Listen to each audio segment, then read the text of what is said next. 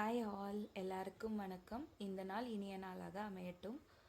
Already நேற்று first என்னோடய cooking video போட்டிருந்தேன், சண்டே சமையல்னு. எனக்கு பிடிச்ச காம்போவில் இன்றைக்கி வந்து பேக்கிங் ட்ரை பண்ணலான்ட்டு சிம்பிள் வெண்ணிலா கேக் தான் ட்ரை பண்ணலான்ட்டு. இன்க்ரீடியன்ட் சொல்லிடுறேன். Maida flour, baking powder, vanilla essence, baking soda,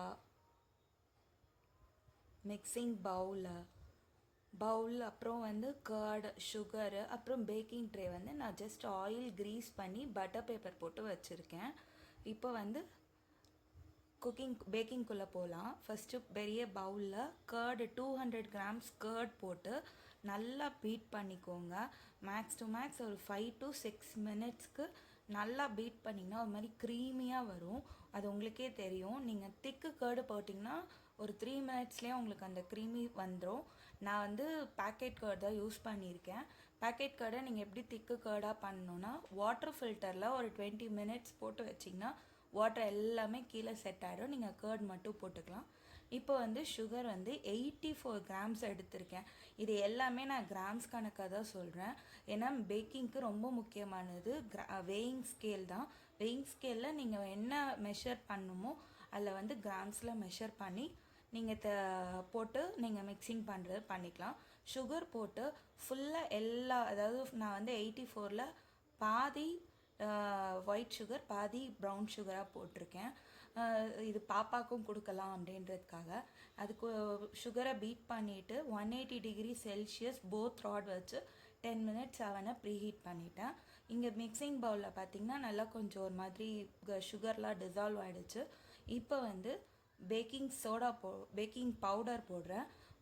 1 teaspoon 1/4 teaspoon, so ஒரு ஃபுல் டீஸ்பூன் ப்ளஸ் ஒரு 1/4 டீஸ்பூன் போட்டுடுறேன். நெக்ஸ்ட்டு பேக்கிங் சோடா வந்து கரெக்டாக ஒரு 1/2 டீஸ்பூன். ஏன்னா இந்த பேக்கிங் பவுடர் இந்த பேக்கிங் சோடா தான் கேக்கோட சாஃப்ட்னஸ்க்கும் கேக் ஃப்ளஃபியாக வரத்துக்குமே. ஸோ கரெக்டாக போட்டுக்கோங்க. மெஷர்மெண்ட்ஸை நீங்கள் எழுதி வச்சுட்டு நீங்கள் ட்ரை பண்ணுங்கள். ஃபஸ்ட் டைம் பண்ணும்போது அப்புறம் நெக்ஸ்ட் டைம் போக போக உங்களுக்கே ஒரு ப்ராக்டிஸ் வந்துடும். நெக்ஸ்ட்டு 1/2 டீஸ்பூன் வந்து வெனிலா எசன்ஸு, வெனிலா கேக். இல்லை நீங்கள் வேறு ஏதாவது எசன்ஸ் கூட போட்டுக்கலாம். பட்டர்ஸ்காட்ச், ஸ்ட்ராபெரி, மார்க்கெட்டில் நிறைய எசன்ஸ் இருக்குது. நீங்கள் என்ன ஃப்ளேவர் வேணுமோ, நான் வந்து ஃபஸ்ட் டைம்ன்றனால வெனிலா ட்ரை பண்ணலான்ட்டு வெனிலா எசன்ஸ் போட்டிருக்கேன். போட்டுட்டு சும்மா பீட்டரில் ஒரு 2 to 3 செகண்ட்ஸு சும்மா எல்லாம் மிக்ஸ்அப் ஆகிற இருக்கும். ஏன்னா நான் இதுக்குன்னு தனியாக ஸ்பாட்டுலாஸ்லாம் இப்போ யூஸ் பண்ணல. முடிஞ்ச அளவுக்கு கம்மியான திங்ஸை வச்சு பேக்கிங் பண்ணிக்கலான்ட்டு. அண்ட் இப்போ மைதா ஃப்ளார் எடுத்திருக்கேன். மைதாலேயும் பண்ணலாம், வீட்லேயும் பண்ணலாம். ஸோ மைதா ஃப்ளார் வந்து 175 கிராம்ஸ் எடுத்திருக்கேன். ஆயில் வந்து 100 கிராம்ஸ். அதாவது இந்த பவுல் பார்த்திங்கன்னா ஒரு குட்டி கட்டோரி பவுல். அதில் வந்து 100 கிராம் வைஸ் பார்த்தா 100 கிராம் வைஸு அந்த பவுல் அளவுக்கு. ஸோ உங்களோட குழிக்கரண்டியில் 2 குழிக்கரண்டி, அதுதான் 100 கிராம்ஸ்னு அசியம் பண்ணிக்கோங்க. ஸோ ஆயிலில் நீங்கள் பாதி கம்மி பண்ணிவிட்டு நீங்கள் பாதி பட்டர் கூட எடுத்துக்கலாம். இல்லைன்னா நீங்கள் ஃபுல்லாக 100 கிராம்ஸ் பட்டராகவும் போடலாம். ஸோ அது உங்களோட சாய்ஸ். பட்டர் ஆர் ஆயில், இது ரெண்டுத்தில் எப்படி வேணாலும் காம்பினேஷன் பண்ணி எடுத்துக்கலாம். ஸோ 100 கிராம்ஸு அது வந்து நான் உங்களுக்கு வெயிங் மிஷினில் எப்படி கரெக்டாக நான் மேலே ஆயில் ஊற்றிட்டே இருக்கேன். கொஞ்சம் அப்பில் வச்சு காமிச்சா உங்களுக்கு வெயிங் மிஷினில் என்ன மெஷர்மெண்ட்டுன்னு தெரியாது. அதனால தான் கிட்ட வச்சு அந்த ரீடிங்கை காமிக்கிறேன். இப்போ பார்த்திங்கன்னா அந்த பேக்கிங் பவுடர், பேக்கிங் சோடாலாம் போட்டது ஒரு மாதிரி பபிள்ஸ் மாதிரி ஃபார்ம் ஆகிருக்கும் அந்த பேட்டர் ரெடி பண்ணதில். இப்போ இதில் வந்து ஃபஸ்ட்டு ஆயில் போட்டு ஜஸ்ட் கையிலே ஒரு மிக்ஸ்அப் கொடுத்துக்கோங்க. அதாவது அந்த ஆயில் வந்து அந்த பேட்டர் கூட நல்லா மிக்ஸ் ஆகணும். கையிலே பண்ணலாம், பீட்ரு தேவையில்லை. நீங்கள் வேணுன்னா நீங்கள் ஸ்பாட்லா கூட யூஸ் பண்ணிக்கலாம். ஸோ இப்போ பார்த்தீங்கன்னா ஆயில் வந்து மிக்ஸ்அப் ஆகிடுச்சு கிளியராக. ஸோ இப்போ ஜஸ்ட் ஒரு 2 to 3, அதாவது ஜஸ்ட் ஒரு சின்ன இதுதான். எப்போவுமே பவுலில் பீட் பண்ணும்போது கொஞ்சம் டில்ட் பண்ணிங்கன்னா மேலே எதுவும் படாது. இது வந்து நான் கற்றுக்கிட்ட ஒரு விஷயம் பேக்கிங் பண்ணும்போது. ஏன்னா என்னோடது வந்து ரொம்ப குட்டி பவுல். எப்படி சொல்கிறது, லைக் பேக்கிங்க்கு நான் வாங்கல, இது ஜஸ்ட் மேரினேஷனுக்காக வாங்கின பவுல். இப்போ வந்து ஃப்ளாரை வந்து எப்போவுமே சரி, கோதுமை மாவு எந்த ஃப்ளார் எடுத்தாலும் சீவ் பண்ணிவிடுங்க. லைக் வந்து இந்த ஃபில்டரில் வச்சு நல்லா சீவ் பண்ணிட்டீங்கன்னா அது பேட்டரில் விழும் போதே ஒரு மாதிரி லைக் உதிரி உதிரியாக விழும். பவுடரியாக தான் இருக்கும். மாவு ஆல்ரெடி பவுடரியாக இருக்கும், எதுவும் டஸ்ட்டெலாம் இருக்காது. பட் ஸ்டில் நீங்கள் பாருங்கள், விழும் போதே அது ஃப்ளார் வந்து லைக் பவுடராக விழுதா. ஸோ உங்களுக்கு வந்து கட்டி தட்டாது, கேக் வந்து கட்டி ஆகாது. நீங்கள் கலரும் போது உங்களுக்கு ஈஸியாக இருக்கும். ஸ்பாட்டுலாஸ் வச்சு கட் அண்ட் ஃபோல்ட் மெத்தட் பண்ணும் போது ரொம்ப ரொம்ப ஈஸியாக இருக்கும்.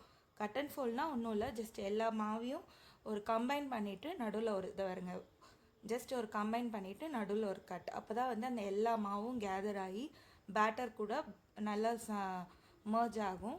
நீங்கள் இந்த மாதிரி ஒரு 10 டைம்ஸ் நீங்கள் பண்ணிகிட்டே இருந்தீங்கன்னா ஓரளவுக்கு வந்து அவங்க என்ன சொல்கிறது, மாவும் அந்த ஆயில் கர்டு எல்லாமே மிக்ஸ் ஆகிடும். ஸோ பார்க்க இந்த மாதிரி இருக்கும்.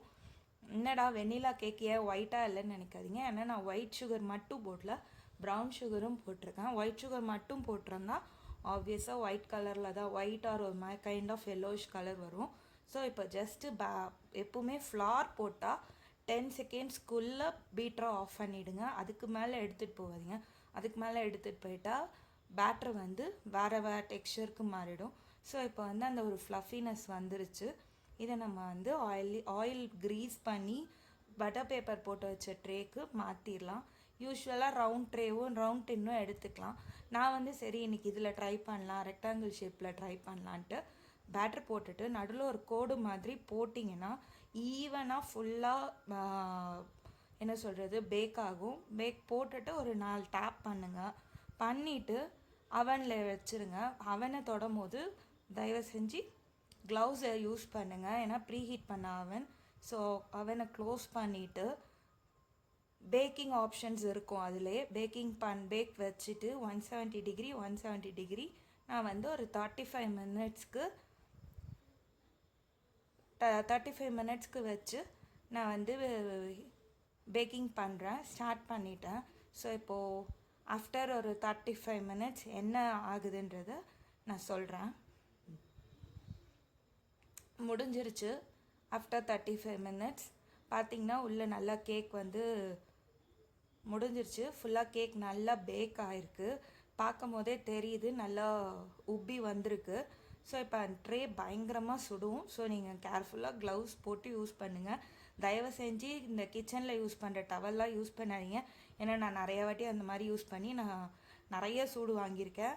ஸோ இப்போ பார்த்திங்கன்னா மேலே கேக் வந்து ரெடி ஆகிடுச்சு. ஒரு ஸ்கியூவர்ஸ் இல்லை டூத் பிக் கூட வச்சு நீங்கள் சென்டர் பார்ட்டை கேக்கில் நீங்கள் ஃபோக் பண்ணி பார்த்தீங்கன்னா அந்த ஸ்டிக் வந்து இது எப்படி சொல்கிறது, லைக் வந்து ட்ரையாக இருக்கணும், வெட்டாக இருக்கக்கூடாது. வெட்டாக இருந்துச்சுன்னா எகெயின் நீங்கள் ஒரு 3 to 4 மினிட்ஸ் பேக் பண்ணுங்கள். ட்ரையாக இருந்துச்சுன்னா யோர் கேக் இஸ் ரெடி. ஒரு 5 மினிட்ஸ் கழிச்சு ஆறட்டுன்ட்டு கேக்கை நீங்கள் கட் பண்ணிங்கன்னா ஸோ சாஃப்டாக இருக்கும். நீங்கள் கட் பண்ணி பாருங்கள் எப்படி இருக்குன்ட்டு. நீங்களும் வீட்டில் ட்ரை பண்ணி பாருங்கள்.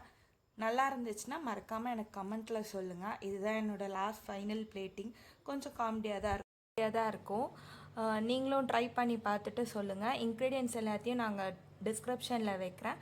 Thank you, bye all.